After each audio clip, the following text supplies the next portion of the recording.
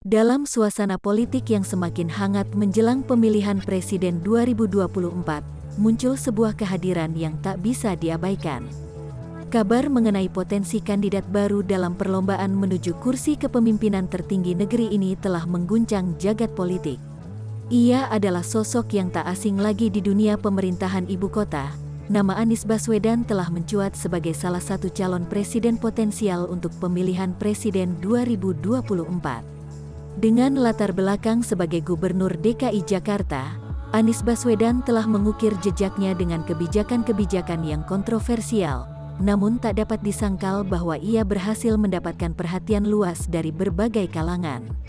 Tak hanya itu, dalam pidatonya kampanyenya jika ia terpilih dalam Pilpres 2024, Anies Baswedan menjanjikan 4 hal sebagai berikut. Betapa banyaknya rakyat kita ketika mengalami sakit, datang ke rumah sakit, bukan jadi sembuh, tapi jadi miskin. Yang diperlukan datang ke rumah sakit, pulang sembuh, bukan pulang menjadi miskin. Dalam pidato, Anies Baswedan mengatakan bahwa harga berobat ke rumah sakit tergolong mahal dan membebani masyarakat sehingga saat mereka berobat bukan sehat tetapi miskin. Selain itu, Anies juga memperhatikan sektor lain seperti sektor pendidikan. Anies Baswedan menyoroti pentingnya pendidikan berkualitas. Dalam pidatonya, Anies mengatakan, Si utama memajukan pendidikan adalah dengan meningkatkan kualitas guru. Guru yang bukan hanya mengajar, bukan hanya mendidik, tapi juga menginspirasi, bahkan menggerakkan. Karena itulah fokus utama adalah menempatkan guru sebagai kunci, dan itu artinya guru juga harus bisa mengajar dengan tenang. Mengajar dengan tenang itu artinya mereka bekerja memiliki kepastian status, bekerja memiliki kepastian tentang kesejahteraan. Sebaliknya, mereka nanti akan memberikan yang terbaik untuk para siswanya, untuk masyarakat. Jadi saya melihat guru ini menjadi kunci, dan harapannya lewat kegiatan belajar raya ini kita menomorsatukan guru sebagai garda terdepan. Tak hanya itu, Anies Baswedan pun pada pidatonya mengatakan pendidikan berkualitas hingga tuntas masih memiliki banyak PR dan akan melakukan perubahan pada sektor pendidikan. Selain itu, Anies pun membahas tentang permasalahan mahalnya harga pangan. 1. Saya ingin bicara kebutuhan pokok yang diperlukan oleh masyarakat. Kedua, yang tadi disampaikan, lapangan pekerjaan. Ketiga, pendidikan berkualitas hingga tuntas. Keempat, pelayanan kesehatan. 4 hal ini kita akan masuk pada pertanyaan sederhana. Apakah kebutuhan pokok hari ini harganya murah atau mahal? Murah atau mahal? Mau diteruskan mahalnya atau dirubah? Nah, itulah perubahan. Perubahan bicara tentang mengubah dari kebutuhan pokok yang mahal menjadi murah. Selain membahas harga pangan, masalah lapangan pekerjaan pun tak luput dari pembahasan Anies Baswedan. Kita bicara lapangan pekerjaan. Kita punya banyak pekerja tapi kurang pekerjaan.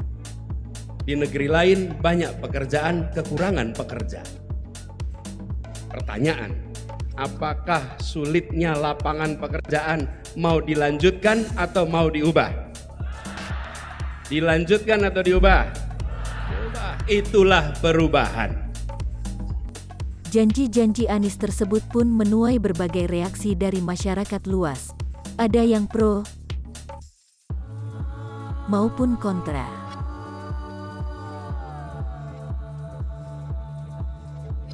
Berita selanjutnya, berdasarkan hasil survei yang dilakukan oleh berbagai lembaga, Anies Baswedan selalu mendapatkan elektabilitas terbawah dari 3 capres 2024, yaitu Prabowo Subianto dan Ganjar Pranowo.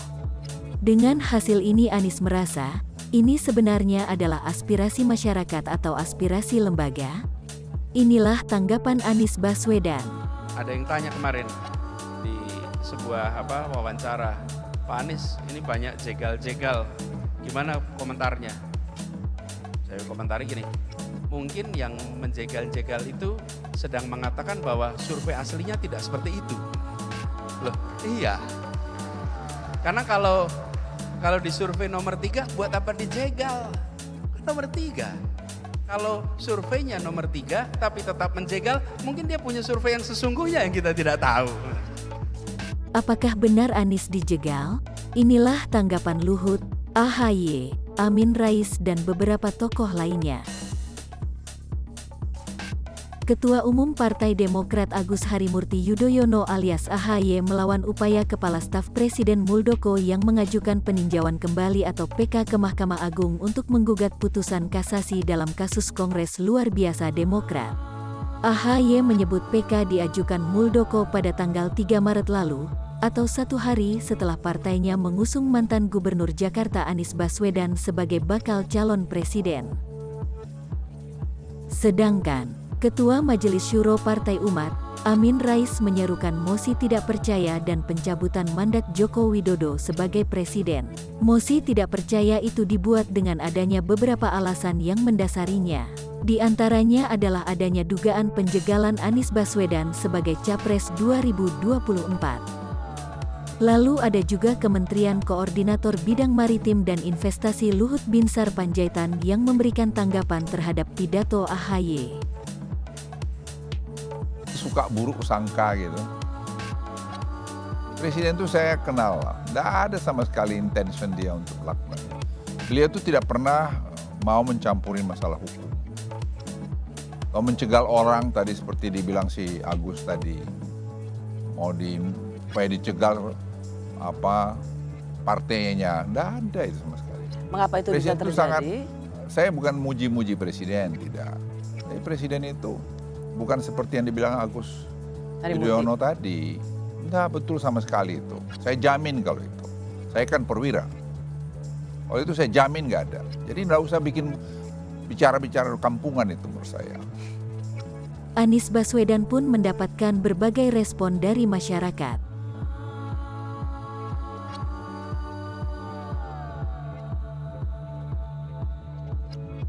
Jelang pemilu 2024, hingga saat ini Anies Baswedan belum menentukan siapa yang akan menjadi calon wakil presidennya. Namun banyak nama-nama besar yang diisukan bakal menjadi cawapres Anies.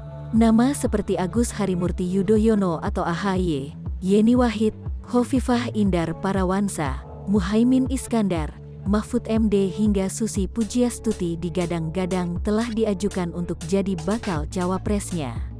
Lalu siapakah yang akan dipilih Anies Baswedan?